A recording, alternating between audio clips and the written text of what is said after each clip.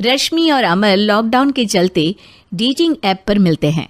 उसी बीच उनकी बॉन्डिंग बहुत अच्छी बन जाती है और दोनों एक दूसरे से प्यार करने लगते हैं। बस लॉकडाउन खत्म होते ही चट मंगी पट शादी। उससे पहले घर में बात तो कर लो। अरे माँ पापा कभी मना नहीं करेंगे। अमर की बात सुन रश्मि खुश हो जाती है। ऐसे ही दिन बीतते हैं और देखते ही देखते लॉकडाउन खुल जाता है, जिसके अगले ही दिन अमर अपने परिवार के साथ रिश्ता लेकर रश्मि के घर पहुंच जाता है। अभी लॉकडाउन खुला ही है और कोरोना तो ख़त्म भी नहीं हुआ, इसलिए ज़्यादा कुछ ना करके अगले कुछ दिनों में छोटे फंक्शन के साथ शादी कर लेते हैं। अमर के पापा की बात पर सब सहमत हो जाते हैं। कुछ दिन बाद दोनों की शादी हो जाती है और रश्मि अपने ससुराल पहुंच जाती है। बेटा, शादी तो तूने अपनी मर्जी से कर ली, लेकिन बहू को बोल देना इस घर में हुक्म मेरा ही चलेगा, इसलिए अपना राज जमाने की कोशिश भी ना करें। माँ, रश्मि को यहाँ सिर्फ प्यार, आशीर्वाद और अपनापन चाहिए, पैसा या राज नहीं। बेटी की बात पर सास मुंह बनाए वहां से चली जाती है और अब वो हर रोज रश्मि को परेशान करना और ताने देना शुरू कर देती है। देखो, ये है आजकल की लड़की, इंटरनेट पर लड़कों से बातें करते हुए इन्हें शर्म भी नहीं आती, और यहाँ तो देखो कितनी सीधी सुशील बनकर दिखा रही है।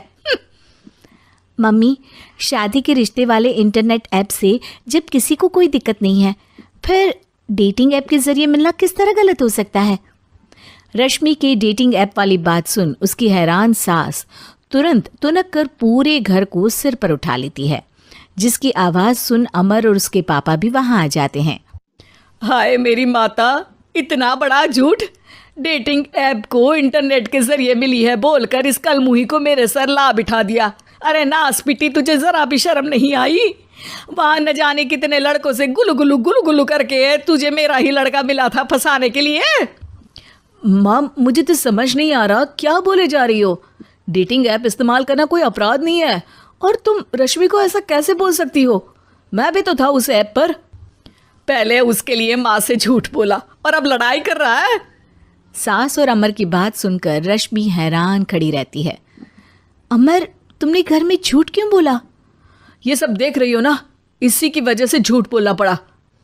एक तरफ अमर और रश्मि की ये बात चल रही होती है, वहीं दूसरी तरफ सास का नॉन स्टॉप क्लेश सबको परेशान कर देता है। सब एकदम चुप, जो हुआ सो हुआ, अब मुझे कुछ ना सुनाई दे।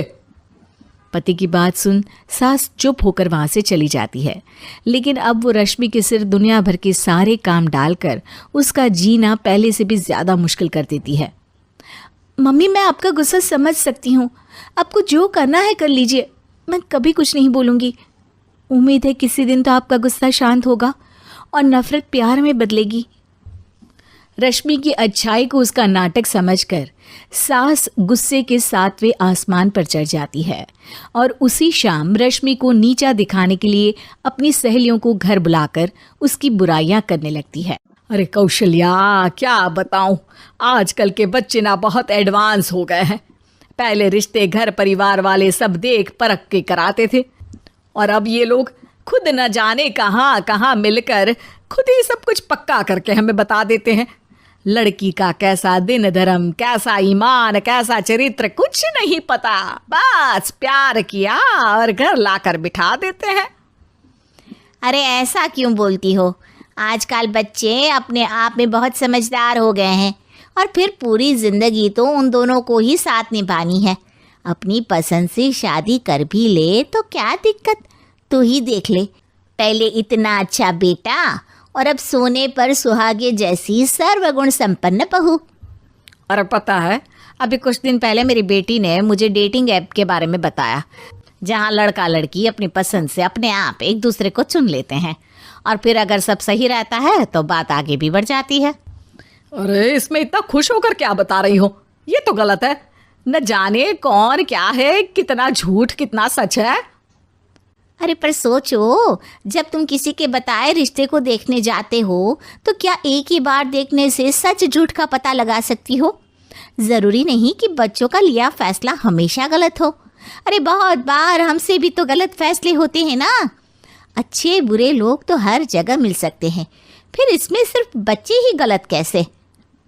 सहेलियों की बात सुन सास सोच में पड़ जाती है और इसी तरह कुछ दिन बीत जाते हैं, जिसमें ना तो वो रश्मि को परेशान करती है और ना ही कोई ताना सुनाती है, जिसे देख रश्मि परेशान हो जाती है।